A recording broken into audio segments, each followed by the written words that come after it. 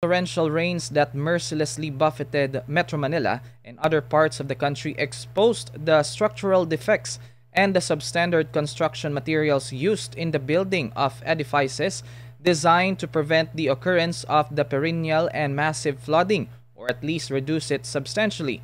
It revealed the gargantuan theft of the country's finances. The stolen billions of money that could have shielded the people from the merciless onslaught of the natural leveler and spared them from injury to their certain death, spared the houses and shelters of the poor from being destroyed and swept away by the rampaging floods and stopped the path of destruction, are instead used by these rapacious lawmakers and plunderers in their constant travels abroad with first-class accommodations, staying in seven-star hotels and world-renowned beach resorts around the globe, acquiring mansions, yachts, jets, luxurious cars, jewelry, branded clothes, designer bags and shoes, and other expensive items. They are so blinded by greed and insanely corrupt to the core that they have become unstoppable in flaunting their ill-gotten wealth and maintaining an ostentatious lifestyle of the rich and the famous amidst poverty, suffering, and abject.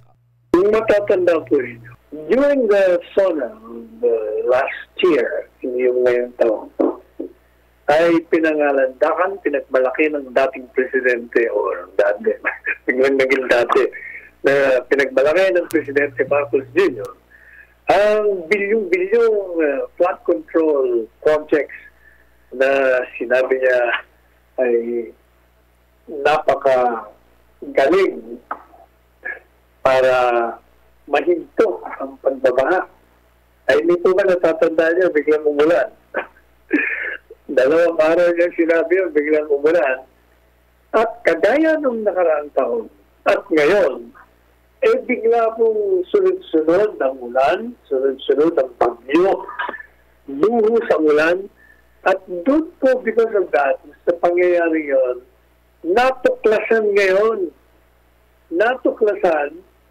ang mga proyektong pinagmamalaki ng administrasyon. Ngayon pala, unang-una, marami sa kanila ang itinayong mga edifices na tinatawag mga flood control projects na yung palang mga ginamit nila, mga substandard, kaya gumuho.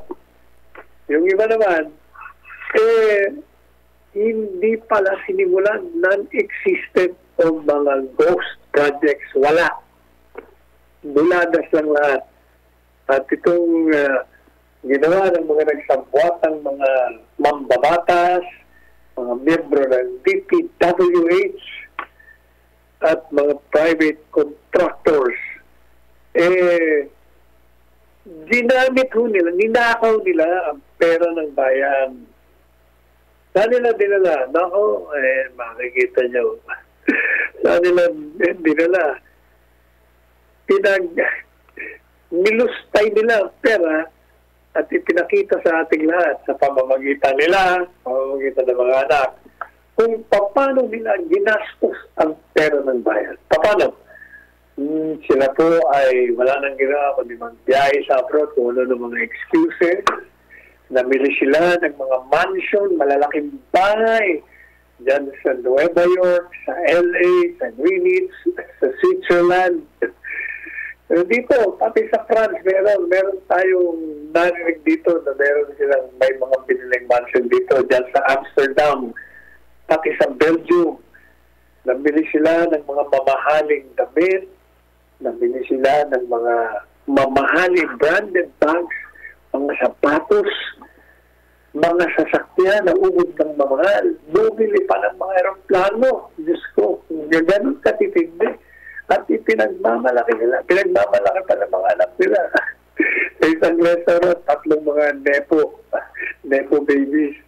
900,000 daw ang kanilang kinain. Sa isang gabi lang yan. Yun, pinagmamalaki pa nila dahil sa kanilang magulang o kaya magbabata sa contractor. Ganun po kaya, dahil po doon sa bagyo, natuklasan ang pinakamalaking pagnanakaw malahigante. Napakalawak at napakalalim sobrang pagnanakaw, kaya ang taong bayan ay biglang natuklasan ng mga kawalangihan ito. Kaya, ayan, tinakita nyo, nagsimula na yung mga rally-rally na matagal na natin pinananawagan.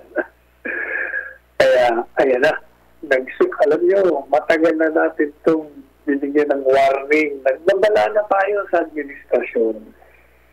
Tigilan nyo na ang pamumulitik at tigilan ang pagnanakaw sa pamahalaan, pera ng bayan.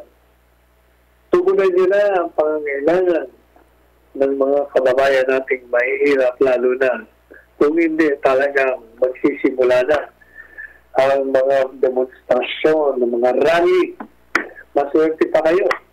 At yung nangyayari sa Nepal at Indonesia ay hindi nagaganap dito kung saan sinusunog nila ang mga bahay, pinapatay nila o pinupugbog nila ang mga membro ng kabinete sa dalawang bansang yun. Eh, yung rally nung isang araw, medyo naging maras na. Pero mga bata lang yun, wala pa yun. Pag baka for all we know, baka yun, ikagagawan din para magkaroon